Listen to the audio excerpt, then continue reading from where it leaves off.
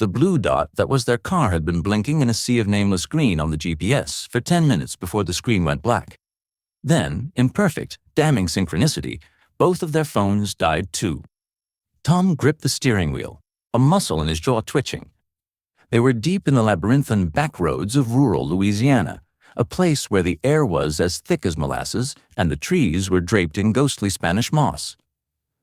"I told you we should have stayed on the interstate," Sarah said from the passenger seat, her voice tight with anxiety. In the back, their 9-year-old daughter, Lily, was asleep, oblivious to the rising tide of parental panic. They had been driving for nearly an hour since the tech failed, every turn leading them down an identical-looking road of cracked asphalt and encroaching swamp.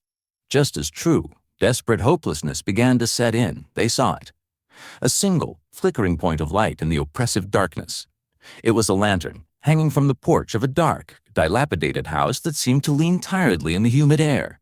"Thank God," Tom breathed, pulling the car onto the muddy track that served as a driveway. Lights on, someone's home.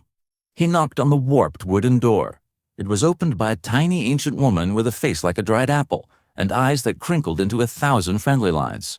She introduced herself as Mama Elodie. The warmth of her smile immediately put them at ease. "Oh, bless your hearts," she said in a soft Cajun accent, her voice like rustling leaves. "The bayou swallows up all that fancy technology. Don't you worry. Come in, have some sweet tea. I'll draw you a map that'll get you back to the highway faster than any of them talking boxes." Inside, the house smelled of sweet herbs and wood smoke. Mama Elodie gave Lily a piece of candy and sat Tom down at her kitchen table with a piece of parchment and a charcoal pencil. Her directions were quaint and strange, based on landmarks, not road signs. "You go on back the way you came, Chair," she said, her pencil scratching. "Take your first left at the big cypress tree with the pretty little dolls hanging from it. Then you keep on until you see the old shrimp boat in the field. You'll take a right there. After that, it's a straight shot past the wishing well. Can't miss it. That'll spit you right out onto the ITN." Grateful and relieved, they thanked her profusely and got back in the car, the hand-drawn map feeling like a sacred text. They followed her directions precisely. The first landmark was just as she'd described, a colossal, ancient cypress tree. But the pretty little dolls were strange. Unsettling effigies woven from corn husks and dark bird feathers, swaying gently in the night breeze. A shiver went down Sarah's spine. 10 minutes later, they found the shrimp boat. It was a massive, rotting vessel named the Creole Lady, inexplicably resting in the middle of a misty, empty field, miles from any significant body of water. Its presence was so surreal, so utterly wrong, that Tom felt a new wave of unease. They took the right turn. The road narrowed, the asphalt giving way to packed dirt. The trees crowded in, their moss-draped branches scraping against the car's roof. They passed the well, a crumbling stone structure half swallowed by vines. As their headlights swept past it, Lily, now awake, gasped from the back seat. "Daddy, there was a face in the well."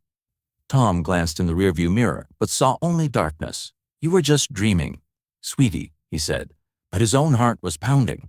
The road wasn't leading them out. It was pulling them deeper in. He tried to turn the car around, but the narrow road was flanked by deep, watery ditches. And strangely, he couldn't find a spot wide enough to even attempt a three-point turn. It felt like the road itself was refusing to let them go back. Up ahead, they saw lights. Not the bright, steady stream of the interstate, but the soft, flickering glow of dozens of lanterns strung between trees. They broke through the woods into a clearing that held a small hidden village of rustic cabins. Music, a strange, lilting folk melody, drifted through the air. Villagers, dressed in simple, old-fashioned clothing, were gathered around a bonfire, their faces illuminated by the flames. As they drove slowly into the village, a wave of relief washed over Tom. They were saved. They could get proper directions, maybe a phone to use. The villagers all turned to look at them, their faces breaking into wide, welcoming smiles. Standing at the front of the crowd, her own smile the widest of all, was Mama Elodie. "See?" she called out, her voice echoing in the clearing. "I told you the road would lead you right where you needed to go. Welcome home, travelers. You've arrived just in time for the harvest." The friendly smiles of the villagers suddenly seemed to fix in place, their eyes holding a hungry, predatory gleam. The word harvest hung in the air with a terrifying weight. Tom slammed the car into reverse, but the villagers were already surrounding them, their bodies forming a human wall. They weren't aggressive, just implacable. They were escorted from the car and led to the bonfire as the guests of honor. They were offered food from a great cauldron and a sweet, spiced wine in wooden cups. Sarah noticed that every man, woman, and child wore a small, woven effigy around their neck, identical to the ones hanging from the cypress tree.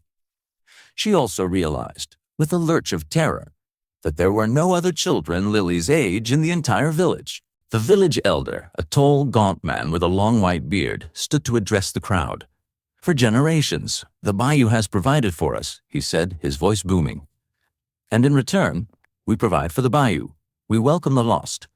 We welcome the bounty the road brings us.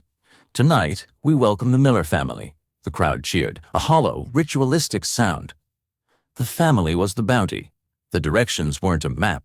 They were a lure, a set of ritualistic instructions designed to guide a sacrifice into the heart of their trap. In a single, unified motion, the villagers began to close in, their placid smiles unchanging, their hands reaching. The final moments were a blur of screaming and struggling against a silent, determined tide of bodies. The next night, on the same dark, unmarked road, another car sputtered to a stop, its GPS dead. The driver, a young man, saw a single, welcoming light from a porch lantern. He pulled over, desperate for help. The door of the old house creaked open. A woman stood on the porch, her face pale in the lantern light, placid, welcoming smile on her lips. It was Sarah. A small, woven doll hung from a cord around her neck. "Y'all look lost, bless your hearts," she said, her voice a soft, hypnotic monotone. "Come on in. Don't you worry now. I can draw you a map that'll get you right where you need to go."